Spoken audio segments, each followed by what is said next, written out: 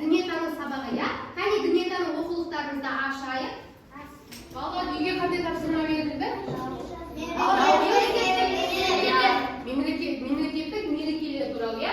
Қане мен үй тапсырмасын сұрау үшін әуен қосамын, әуен өшкен кезде мына пенал кімнің қолында болады, сол үй тапсырмасын айтады. Және мен сұрақтар қоямын. Қане 1, 2, 3.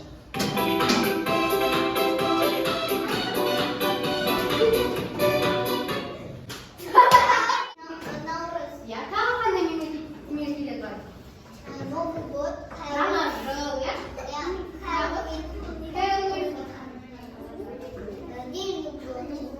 Я тағы тәуелсіздік күні бар, иә? Жарайсың, мен отыра отырмын. Келесі тағы да 1, 2, 3.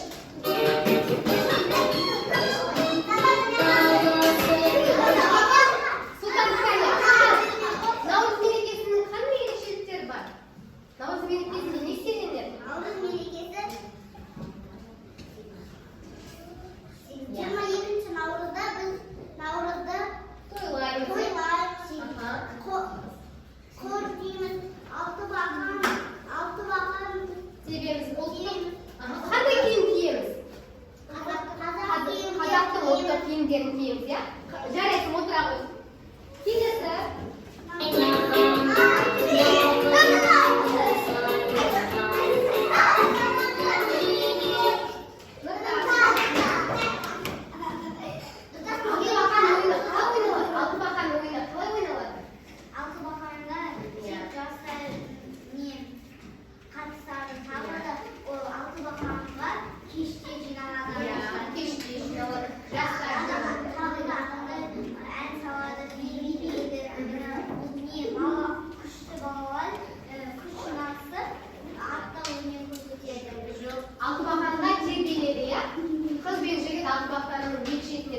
Тербеледі. Тағы қандай ұлттық ойындарды білесің?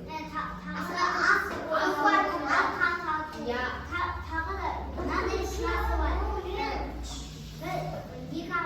Мысалы, екі адам аяғасынан айта салады. Екінші адамды мысалы Айсара, сен мынандай ақылды болдың, сен жақсы оқыдың бізге деп өлеңді айтады. Жарайсың, отыра ғой. Келесі. Сабағымызды халқымыздың дана сөзіне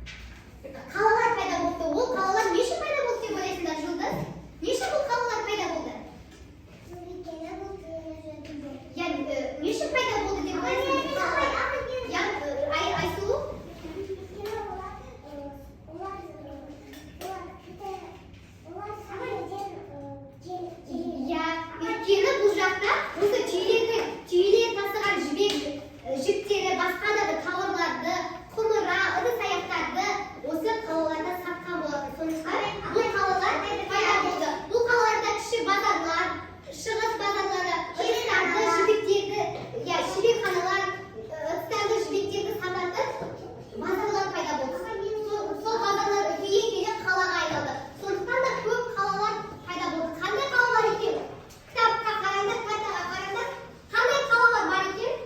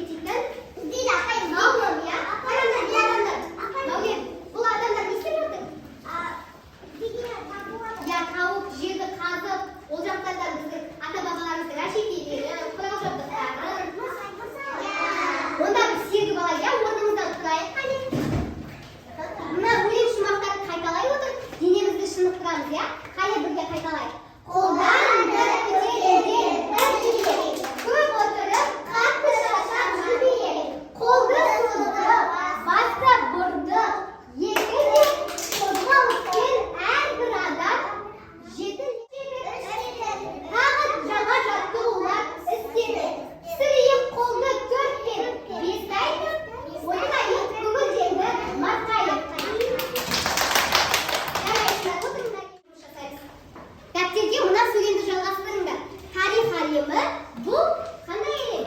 Qalay bilasizlar? Tarix Halimi Sultan qanday elim? Erta zamongi ежелgi ata bobolarimizning qanday elimga bilasizlar? Tarix mirosi? Mirosi? Ata bobamizning ya mirosi ekan. Ata bobamizning yeni yastağı. Tarix Halimi bu?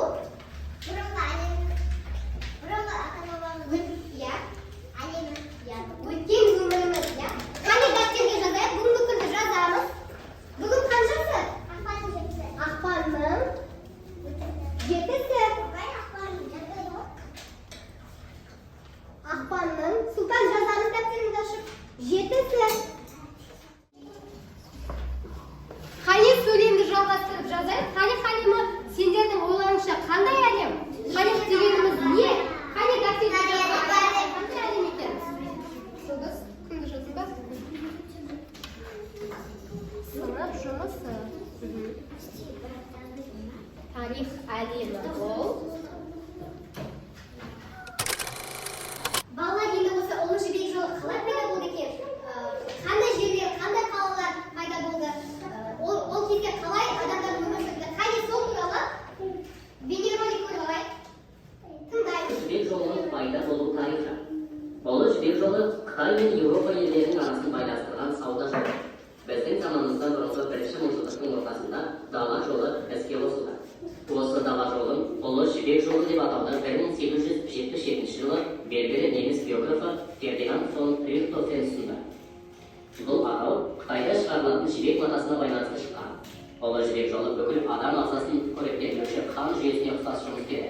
Себебі бүкіл Еуропа мен Азия елдерінің бір-бірімен қарым-қатынас жасауына мүмкіндік туғызып, ондағы халықтарды біріктірді. Ұлы жібек жолының бағыттары. Жібек жолының басы Қытай жеріндегі Хуанхэ өзенінің аңғарындағы аудандардан басталады. Ол Ұлы Қытай қорғанының батыс шегінде.